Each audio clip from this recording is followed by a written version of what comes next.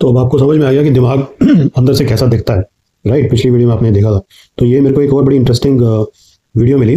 तो कुछ साइंटिस्ट ने क्या किया कि उन्होंने दिमाग के ऊपर एक्सपेरिमेंट किया, न्यूरो साइंटिस्ट ने। जैसे हमारी डॉक्टर श्वेता दातिया है ना, ये दिमाग की डॉक्टर। तो दिमाग के डॉक्टर ने कुछ एक्सपेरिमेंट किया, ये देखो ये एक्सपेरिमेंट कर रहे हैं। तो दिमाग में मैंने आपको बताया था कि बिजली की तरंगें निकलती हैं, उन तरंगों को हम नाप सकते हैं। तो दिमाग की तरंगों को नापने का जो मशीन है वो अभी आपके सामने है। अब इसको याद रखना है, भूलना नहीं है इसको। ठीक है, आपको फिल्मों की कहानी तो पूरी याद रहती है, टीवी सीरियल में सास ने बहू को क्या कहा और बहू ने सास को क्या, वो सब याद रहता है? तो मैं आपको कह रहा हूं कि ये दिमाग को नापने की मशीन को आप याद रखना। तो इन्होंने जब इस दिमाग की नापने की मशीन से इन्होंने पता लगाया कि दिमाग के कौन से भाग क्या करते हैं, ठीक है, और दिमाग का कौन सा भाग है जिससे आपका गणित तेज हो सकता है। तो अगर आप चाहते हैं कि बच्चे का गणित तेज हो, बच्चे का मान लो गणित अच्छा नहीं है, गणित में ज्यादा नंबर लाने की आप कोशिश कर रहे हो, तो आप कुछ खास प्रकार की आवाजों से, जो बच्चा बार बार अगर उनको बोले उन ध्वनियों को, तो दिमाग के उसके उस हिस्से को ज्यादा ताकतवर बना सकते हो, उसको ज्यादा शक्तिशाली बना सकते हो, है। और ये सारी चीजें हमको पता थी हमारे ऋषि मुनियों को। तो उन्होंने हर चीज के लिए खास प्रकार के मंत्र बनाए थे। इस मंत्र को बोलने से आपका गणित अच्छा हो जाएगा, इस मंत्र को बोलने से आपकी गंदी लत खत्म हो जाएगी, इस मंत्र को बोलने से आप ड्राइंग में, दूसरी चीजों में, धनुर्विद्या में, इस विद्या में, उस विद्या में वो अच्छे हो जाओगे। तो हर मंत्र जो है उसकी जो ध्वनि की तरंगे हैं वो आपके दिमाग में जो न्यूरॉन्स हैं उनके अलग अलग भागों पर अलग अलग प्रकार का असर डालती हैं। आप समझ में आया कि ये रूढ़िवादिता नहीं है, ये पिछड़ापन नहीं है। और क्यों प्रेमानंद महाराज बोलते हैं नाम जाप करो, नाम जाप करो, नाम जाप करो। राइट। तो एक कहानी आपने सुनी होगी अगर आप हिंदू हो तो, कि कोई एक आदमी था, उसने भगवान राम की बड़ी तपस्या करी और उनसे वरदान मांगा कि वो हनुमान जी को जाके उसका उनका वध कर दें। श्री राम जी अब बेचारे क्या करते, वो उसको वरदान दे दिया था। तो जब वो हनुमान जी पर का वध करने जाते हैं तो कहते हैं मैं एक ही तीर चलाऊंगा भाई। हनुमान जी वहां पर राम का नाम जाप कर रहे होते हैं, वो भजन कीर्तन कर रहे होते हैं, राम राम राम जप रहे होते हैं। तो वो जब तीर चलता है श्री राम के धनुष बाण में से, प्रत्यंचा चढ़ा के जब वो तीर चलाते हैं तो वो तीर हनुमान जी को लगता ही नहीं है, मतलब उसके कारण हनुमान जी पर कोई असर नहीं होता और वो बच जाते हैं। तो वो जो जिसने वरदान मांगा था, वो जो भक्त होता है श्री राम का, वो कहता है भाई ऐसे कैसे हुआ।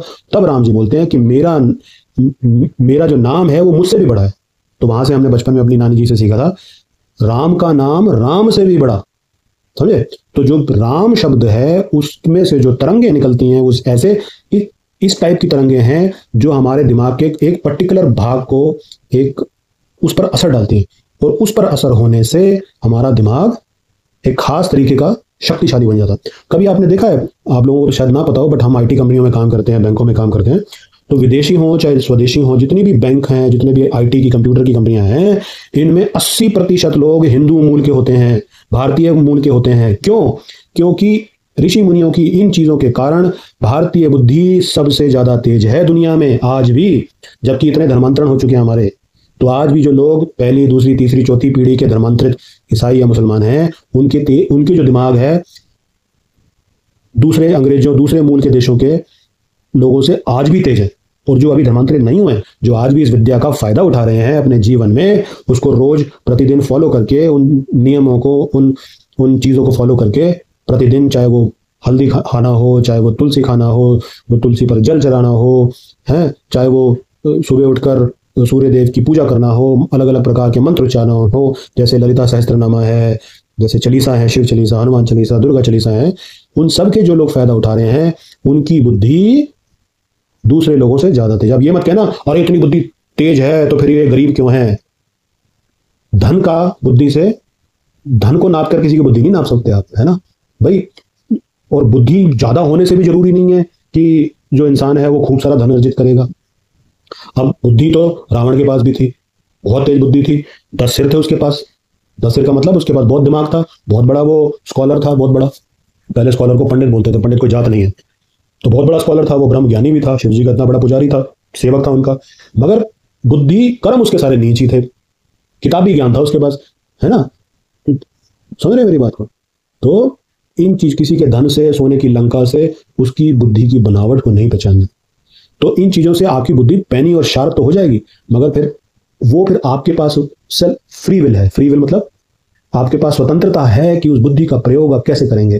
क्राइम करने के लिए, क्रिमिनल बनने के लिए, जालसाज बनने के लिए, धोखाधड़ी के लिए, है, सूद कमाने के लिए, सूदखोरी करने के लिए, दलाली करने के लिए, या फिर आप पैसा दूसरे अच्छे ढंगों से कमाएंगे, थोड़ी मेहनत करके, अपनी बुद्धि को का और सशक्तिकरण करके, उसको और ज्यादा शुद्ध करके। वो आपकी सेल्फ विल है, उसी को फिर हम आगे कर्म बोल देते हैं। ठीक है जी। तो हर चीज के अंत में कर्म तो आता ही आता है। कर्म आपका है, कर्म ही आपकी मर्जी है। आपने दाएं जाना है या बाएं, आपने अंधकार में जाना है या रोशनी में जाना है, वो चॉइस कुदरत सबको बराबर बराबर देती है। ठीक है जी।